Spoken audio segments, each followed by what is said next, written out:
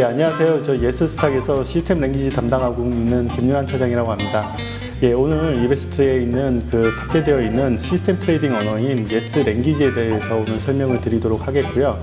우선 이제 시스템 트레이딩이라고 하게 되면은 많은 분들이 굉장히 어려운 분야라고 생각을 하시는데, 실제로는 이제 프로그래밍 언어를 배우시지 않으셔도 한 3개월 정도, 하루에 한 1시간 정도씩만 공부를 하시면은 충분히 누구나 사용하실 수 있는 언어가 되겠습니다. 프로그래머 분들이 쓰시는 언어처럼 굉장히 어려운 언어는 아니고요. 일반 분들이 사용하실 수 있게 쉽게 만들어진 언어이기 때문에 조금만 시간 내셔서 공부하시면 누구나 쓰실 수 있게 되겠습니다. 오늘 설명드린 언어는 이제 예스 랭귀지라고 하는 언어인데요. 예스 랭귀지는 차트 기반의 언어입니다. 시스템 트레이딩 하시는 분들 중에 이제 대부분 많은 분들이 쓰시는 게 예스 랭귀지와 같은 차트 기반의 언어가 되겠고요. 차트 기반의 언어가 아닌 시스템 트레이딩 프로그램으로는 뭐 예스 스팟과 같이 API급 직접 이제 데이터를 받아서 처리하면서 원하시는 걸 구현하시는 언어들이 있고요. 혹은 뭐 엑셀을 쓰시는 분들도 있고 이렇게 되는데, 일반적으로 가장 많이 쓰시는 거는 차트 기반의 언어입니다. 차트 기반의 언어라는 거는 랭귀지에서 데이터를 가지고 올 때 모두 다 차트에 있어야지만 가지고 올 수 있다는 의미입니다. 그래서 차트에서 있는 데이터, 그러니까 봉이죠. 이제는 보통 차트에 보시면 많은 봉들이 있는데, 이런 봉들을 가지고 뭔가 조건을 지정하셔가지고 매수나 매도 같은 신호를 내시는 게 시스템 트레이딩 언어가 되겠습니다. 예스 랭귀지 첫 번째 페이지를 먼저 설명을 드리면요. 식을 작성하시기 위해서는 별도의 랭귀지 에디터가 따로 존재를 합니다. 그래서 프로그램 상단을 보시면은요, 시스템 트레이딩 메뉴에 가시면은 예스 랭귀지 편집기라는 메뉴가 있습니다. 클릭하시게 되면 지금 보시는 예스 랭귀지 편집기가 뜨게 되는데, 이 예스 랭귀지 편집기에서 이제 모든 수식을 이제 작성하시게 됩니다. 여기 보시는 수식 작성 절차에 보시면은요, 시스템, 그러니까 매수나 매도와 같이 매매 전략을 구현을 하실 때는 시스템 편집창을 띄워주셔야 되겠고요. 그 다음에 차트에 어떤 계산값을 선이나 막대 그래프 같은 걸로 표시를 하고자 하시면은 지표 편집창을 띄워주셔야 되겠고요. 그 다음에 뭐 이베스트는 이제 해외 선물사기 때문에 특별히 종목 검색하실 건 없지만 따로 종목을 검색하실 때는 종목 검색 편집창을 띄워주시면 되겠고, 그 다음에 이제 차트 봉에 차트를 여시면은 봉이 굉장히 많이 있거든요. 이 봉들 중에 사용자분이 지정하신 어떤 조건이 만족하는 거, 이런 봉들을 찾아서 표시를 하고자 하시게 되면 그 봉에다가 위치를 지정해서 표시를 하는 점 같은 걸로 표시를 하는 게 검색 편집창이 되겠습니다. 그 다음에 그 봉에다가 다시 원래 이제 빨간색, 파란색 봉으로 보고 계시는데, 특정 조건에 만족하는 봉에만 초록색이라던가 이런 다른 색의 색깔을 입혀가지고 보실 때는 이제 강조 편집창을 여시게 되겠습니다. 그래서 편집창을 여시는 방법은요, 예스 랭귀지 편집기의 상단에 보시면 이게 파일이라는 메뉴가 있습니다. 이 파일 메뉴를 클릭하신 다음에 새로 만들기를 누르시게 되면, 일반 탭에 보시면 여러 개의 큰 아이콘이 있는데, 이 중에서 작성하고자 하시는 종류의 시스템, 그러니까 수식 파일의 종류를 선택해 주시면 됩니다. 그래서 지표식이라고 하시면 지표 클릭하시고 확인 버튼 누르시게 되면 이렇게 지표 세로 작성 창이 나타나게 됩니다. 여기다가 사용자분이 원하시는 어떤 이름을 이렇게 넣으신 다음에 확인 버튼 눌러주시게 되면 이렇게 하얀색 창이 뜨게 됩니다. 이 하얀색 창에다가 예스 랭귀지의 문법에 맞춰서 수식을 작성하시게 되면 하나의 지표식이 완성이 되겠습니다. 마찬가지로 이제 많이 쓰시는 전략식, 예스 랭귀지에서는 전략식을 시스템이라고 하게 됩니다. 시스템 아이콘 클릭하신 다음에 확인 버튼 클릭하신 다음에 이름을 집어넣으시고 원하시는 어떤 이름을 넣으신 다음에 넣으신 다음에 확인 버튼 클릭하시게 되면 또 마찬가지로 이렇게 하얀색 창이 뜨게 됩니다. 그러니까 어떤 기본적으로 정해져 있는 문구가 나오는 건 아니고요. 이렇게 하얀색 창이 뜨게 되는데, 요 창에다가 수식을 넣으시면 된다. 여기 보시면 지표식은 아이콘이 막대 그래프 같이 생겼고, 시스템식은 이제 화살표 모양으로 되어 있거든요. 이거는 편집창의 종류를 표시해 주는 아이콘이 되겠고요. 원하시는 전략에 따라 수식의 종류에 따라서 꼭 맞는 편집창을 열어 주셔야 됩니다. 만약에 작성하실 때 전략식을 작성하고자 했는데 이렇게 지표식 작성창을 여신 다음에 여기다가 전략식에서 사용하는 실행어인 by 같은 함수를 쓰시게 되면요, 나중에 문법 검증 시에 이렇게 에러가 나게 됩니다. 이 by는 전략에서만 쓸 수 있습니다라는 이런 멘트가 나타나는데, 이거는 편집창의 종류가 잘못됐다는 의미입니다. 그래서 거기에 맞는 편집창에다가 수식을 복사해 넣으신 다음에 검증 버튼을 클릭해 주셔야 됩니다. 이렇게 수식이 다 작성이 돼서 검증이 완료가 되면 하단에 오류창에 검증이 완료되었습니다라는 메시지가 나오게 되고요. 이런 메시지를 다 보셔야지만 그 차트에 가서 그 적용해 보실 수가 있습니다. 문법적인 오류가 발생하는 것들은요, 차트에 적용하실 수가 없게 되어 있습니다. 그 다른 분들이 작성하신 식들을 가지고 와서 쓰실 때는 보통 이제는 웹상에서 많이 가져와 쓰시거든요. 그래서 예를 들어 뭐 수식을 저희 웹사이트에서 물어보셔가지고 만약에 가져가신다라고 하시게 되면 보통 저희 예스스탁 사이트에서 수식을 문의하시기서 많이 받아가시거든요. 그럴 때 예스스탁 홈페이지에 오신 다음에요. 예스스탁 홈페이지에 오시게 되면 수식 작성 Q&A라고 하는 게시판이 있습니다. 그래서 커뮤니티에 가셔가지고 수식 작성 Q&A 가신 다음에요. 여기 그 많은 분들이 이렇게 물어보시는 내용들이 있는데 이 수식 작성 Q&A에서 수식을 이제 복사해서 가시면 되시겠습니다. 그래서 예전에 뭐 물어보신 내용들 중에 이런 어떤 분들이 이제 물어보신 식들에 대해서 가져가신다고 하시면은요. 그 식을 이제는 나와 있는 식들을 이렇게 쭉 복사해서 가셔가지고 복사하신 다음에 편집창에다가 붙여 넣으시고 붙여 넣기 하신 다음에 마지막에 검증까지 완료하시게 되면 이제 검증이 완료되었습니다 나타나게 됩니다. 그래서 처음에 다른 분들 식을 가지고 오실 때는요, 그 식을 복사해 갖고 오신 다음에 거기에 맞는 편집창만 여신 다음에 붙여 넣기 하신 다음에 쓰실 수가 있습니다. 그래서 이렇게 작성된 식들은 전략 실행 차트 같은 데 보시면은 시스템 목록에 여기 지금 아까 작성한 이름이라는 전략이 있죠. 열기를 하신 다음에 확인 버튼 클릭하시면 이렇게 신호를 보실 수가 있습니다. 처음에 공부하시기 전에 저렇게 이제는 다른 분들이 물어보시는 것들이나 뭐 저희가 답변을 드리는 이런 내용들을 가지고 복사해서 붙여 넣으신 다음에 그 수식을 이해해 가시면서 공부하시는 것도 많은 도움이 되겠습니다. 여기까지가 이제 수식 옮기기에 관련된 내용이고요. 수식 예스랭귀지의 기본적인 체계하고 이제 기본 문법에 대해서 먼저 설명을 드리도록 하겠습니다. 수식은 이제 식을 작성하시게 되면 무조건 식은 위에서부터 아래로 읽어 들어가게 됩니다. 그래서 이 식 같은 경우에 항상 수식은 위에서부터 이렇게 아래로 쭉 읽어 들어가게 됩니다. 그래서 시세가 들어오면 위에서부터 아래로 읽어 들어가고 또 시세가 들어오면 또 위에서부터 이렇게 아래로 읽어 들어가게 되는데 수식이 그래서 지금 한 방향으로만 읽어 들어가지 만약에 그 10번째 줄까지 읽어 들어온 다음에 다시 5번째 줄로 돌아가서 재실행해라 이런 명령어는 가능하지가 않습니다. 그러니까 시세가 들어올 때보다 위에서부터 아래로 읽어 들어가기 때문에 사용자분이 식을 작성하실 때 항상 시간 순으로 작성을 해주시는 게 필요합니다. 그래서 지금 이 식을 보시면은 잠깐 독해를 해드리게 되면요, 처음에 MAV라는 변수에다가 피리어드 값 받아 갖고 와서 20이라는 값이 기초값이라고 돼 있죠.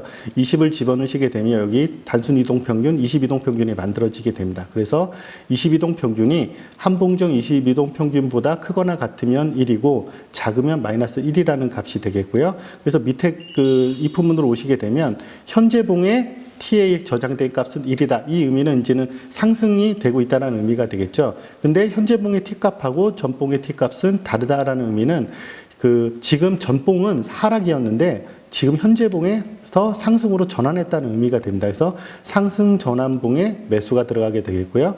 그 다음에 그 반대로 현재 봉은 마이너스 1, 하락이 된 봉이 되겠고요.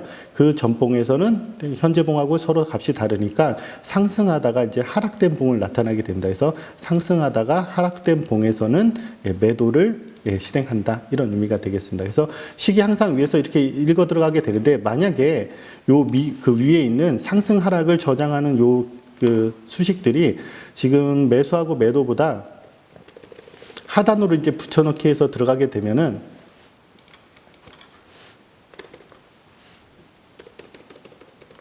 이렇게 이제 하단에 들어가게 되면요, 현재가를 받아서 이동평균을 계산을 했지만 여기 지금 바이나 셀에서 사용하는 T 값은 아직 현재가를 반영하지 않고 그냥 전봉의 값을 쓰게 되거든요. 이렇게 그 다음에 바이나 셀이라는 조건을 체크한 다음에 그 다음에서야 이동평균의 상승이나 하락을 가지고 T 값이 변하게 되거든요. 그러니까 만약에 그 if문에서 쓰이는 어떤 값이 그 if문, 그러니까 바이나 셀보다 더 아래쪽에 있게 되면은 이 if문에서 쓰이는 바이나 셀에 소속되어 있는 이 if문에서 쓰이는 t 값은 바로 전봉에서 계산된 값입니다. 그러니까 전봉에서 이런 조건이면은 현재봉에 매수해라. 예, 전봉에서 이런 조건이면 현재 봉에 매도하라는 식이 되겠습니다. 그렇기 때문에 식을 작성하실 때 예, 진입에서 쓰이는 어떤 변수에 저장되는 값은 항상 그 진입식보다 항상 한 줄이라도 위에 있어야지만 수식이 현재 봉의 값을 이용해서 예, 동작을 하게 되겠습니다. 그러니까 식을 작성하실 때 저희가 일기를 적듯이 예, 시간 순으로 예, 아침에 뭐 했고 그 다음에 오후에 뭐 했고 저녁에 뭐 했으면 뭐 해라 이런 식으로 시간 순으로 흘러가게끔 예, 전략 내용을 구성해 주셔야 되겠습니다. 네, 다음은 그 식을 작성해서 이제 차트에 적용을 하시게 되면요. 지금 방금 이제 차트에다 식을 하나를 적용해 놨는데 이 차트의 식이 이제 동작을 하는 방향은 항상 과거의 첫 봉부터 시작을 해서 예, 현재봉 쪽으로 계산을 해서 오게 됩니다. 예, 저희가 거래를 하는 거는 차트에 적용을 하면 시간의 순서대로 신호가 나오게끔 되어 있거든요. 그러니까 예를 들어 진입 다음에 청산 나오고 진입 다음에 청산이 나오고 이렇게 이제 동작을 하게 되어 있는데 그래서 그 모든 거래에 맞춰져 있기 때문에 항상 수식은 시간의 순서대로 동작을 하게 돼 있습니다. 그래서 간혹 이제는 프로그램을 굉장히 잘 다루시는 어떤 프로그래머 분들 같은 경우에는 현재봉 기준으로 과거로 식이 동작되기를 원하시는 경우도 있는데 시스템 랭귀지들은 보통 그렇게 이제는 동작을 하지 않게끔 되어 있습니다. 왜냐하면 시간 순으로 가고 역순으로 가는 거는 실제 거래하고는 맞지 않기 때문에 시간의 역순 방향으로는 동작을 하지 않게 되어 있습니다. 그래서 지금 현재 이 차트는 1000개봉이 띄어져 있는데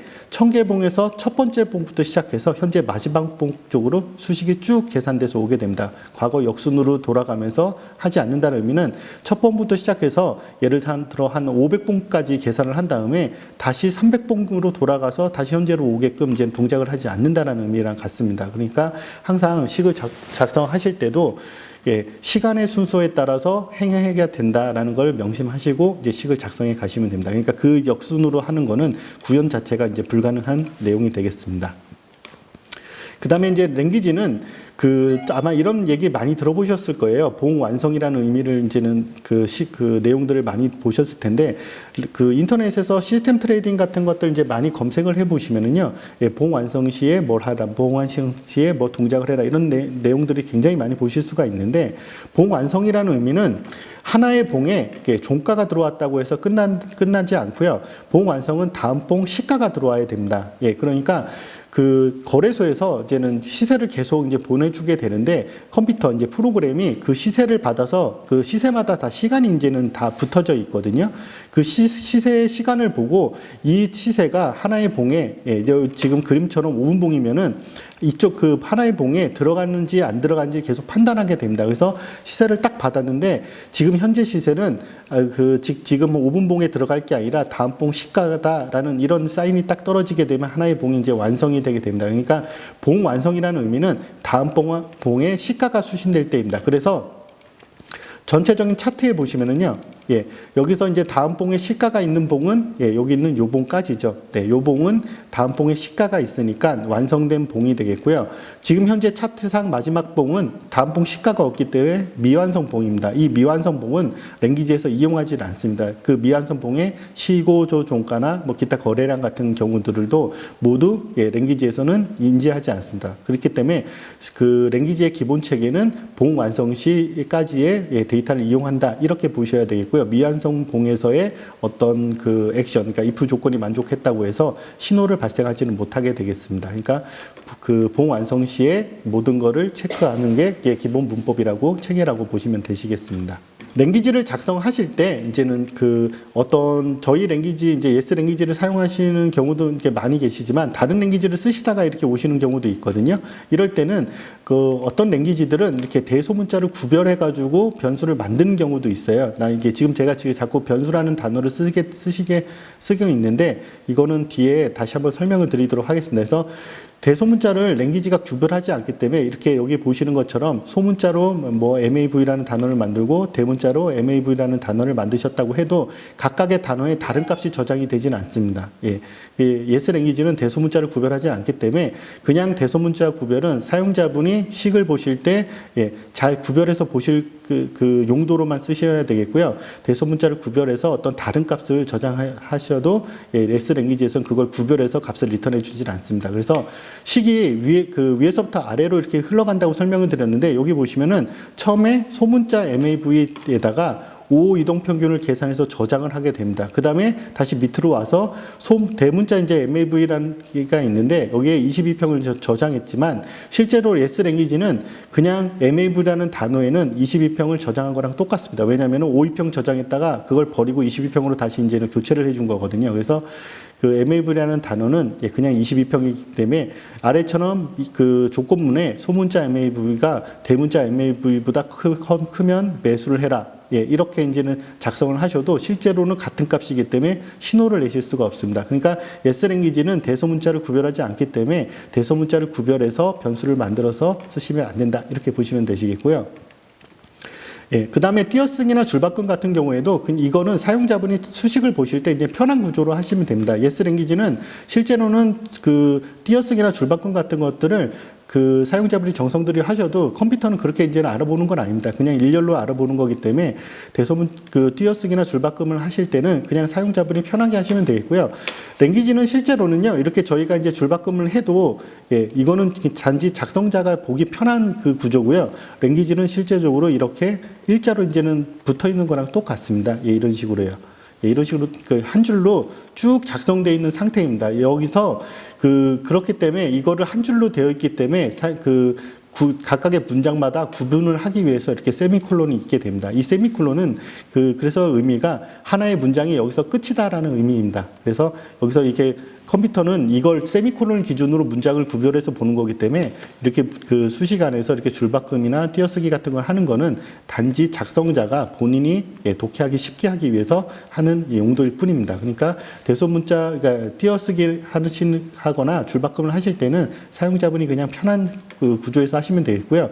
단지 띄어쓰기나 줄바꿈을 하실 때 유의하셔야 될 부분은 여기 이제 피리어드라는 어떤 단어가 있는데 이 피리어드라는 단어는 뭐 이동평균의 기간값을 대체하기 위해서 만든 외부 변수거든요. 이게 변수인데 요 피리어드라는 단어를 지금 이동평균의 기간값을 지정하는 곳에 대체해서 썼는데 이 단어는 띄어쓰기를 하시거나 줄바꿈을 하게 되면은 에러가 나게 됩니다. 검증을 하시게 되면 에러가 나게 되죠.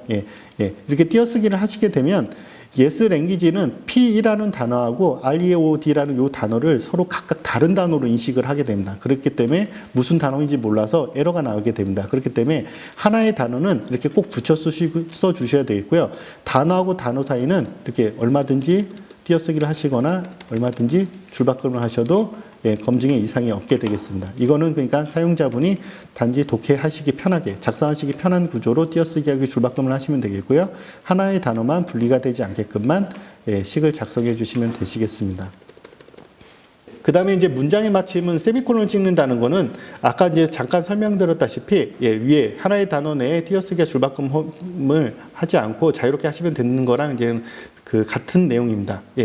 그 문장의 마침은 세미콜론을 찍어서 이제 표시를 하게 되는데 이 문장의 마침은 컴퓨터가 하나의 문장을 이해하는 범위가 됩니다. 그래서 식을 작성하실 때 여기 문장의 마침이 많은 곳에 찍혀져 있죠. 이렇게 세미콜론들이. S랭귀지에서는 문장의 마침을 모든 문장의 뒤에다가 다 붙여주신다고 생각하시면 되세요. 그래서 어떤 변수에 대해서 선언을 다 하셨거나 하시면은 세미콜론을 찍어가지고 표현을 해주시고요. 어떤 변수에 값을 저장을 하시면은 그때 세미콜론을 또 찍어서 표현하시면 됩니다. 그래서 그 의미를 그냥 말로 이렇게 표현해 드리면요. input이라는 변수는 어떤 외부 변수를 선언하는 건데 외부의 변수에 대해서 선언을 시작한다는 의미가 되고요. period라는 단어는 기초값이 20이다. 그리고 이제 더 이상 그 외부 변수에 대해서 선언할 게 없으니까 세미콜론 끝 이런 의미가 됩니다. 그래서 문장의 마침은 세미콜론을 찍어주게 되니까 세미콜론은 모든 곳에 찍어주시면 되는데 한 군데 찍어주시면 안 되는 부분이 if 대문입니다. if 대문은 만약에 이런 조건이 만족을 하면 그때 예를 들어 밑에 있는 매수해라. 이게 실행 여기가 문장이 끝이기 때문에 여기다가 세미콜론을 이렇게 찍어주시게 되면요.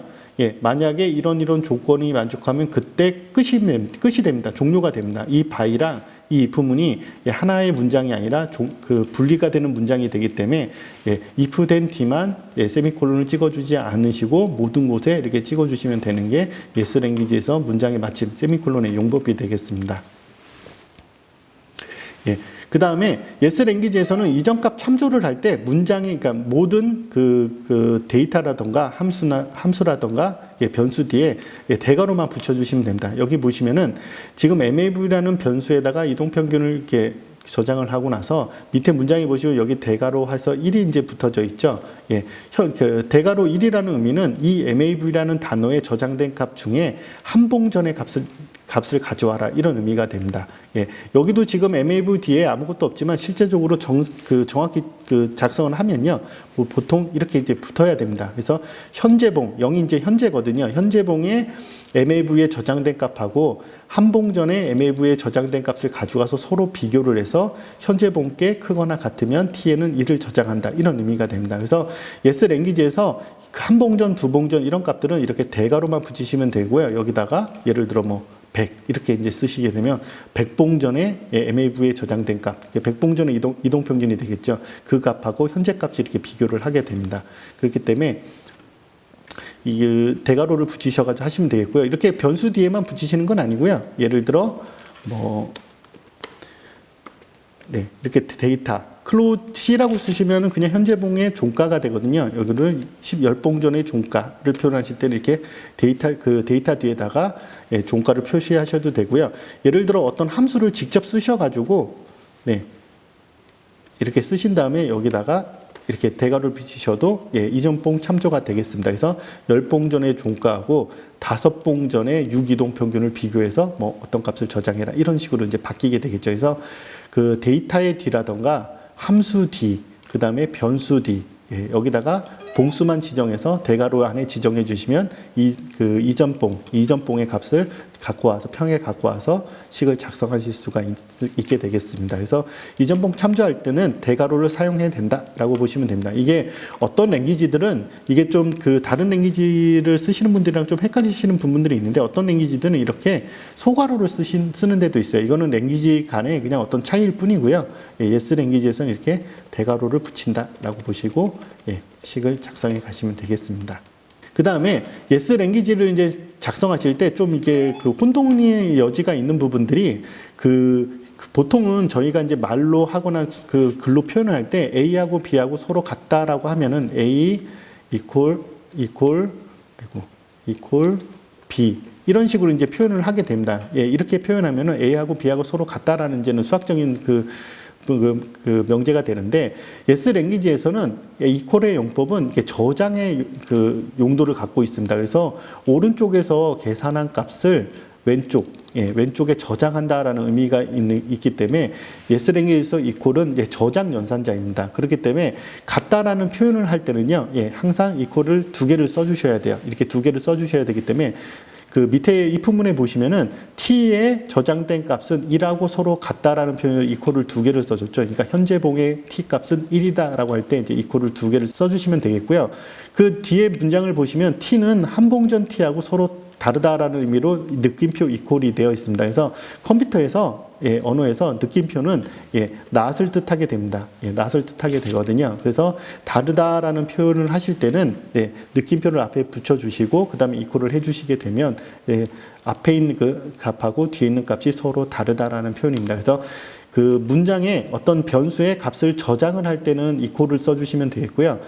비교문, 서로 같다 다르다 할 때는 같다는 느낌표 2개, 아니 이퀄 2개, 그 다음에 다르다는 느낌표하고 이퀄 이렇게 표시를 하셔가지고 표현을 해주시면 됩니다. 간혹 식을 작성하실 때 이런 식으로 이제 작성을 하는 경우들이 굉장히 많아요. 왜냐하면 이렇게 표현하는 게 일반적이기 때문에 이렇게 표현하는 게 되는데, 이게 문법을 검증을 해도 문법의 검증을 하면은 이렇게 형태가 다르다고 나오죠. 이거는 입문문에서 서로 이제는 맞지 않게 yes 랭귀지에서는 느낌표는 저장을 나타내기 때문입니다. 그렇기 때문에 이렇게 이표 2개를 꼭 써주셔가지고 검증을 통과해 가셔야 됩니다.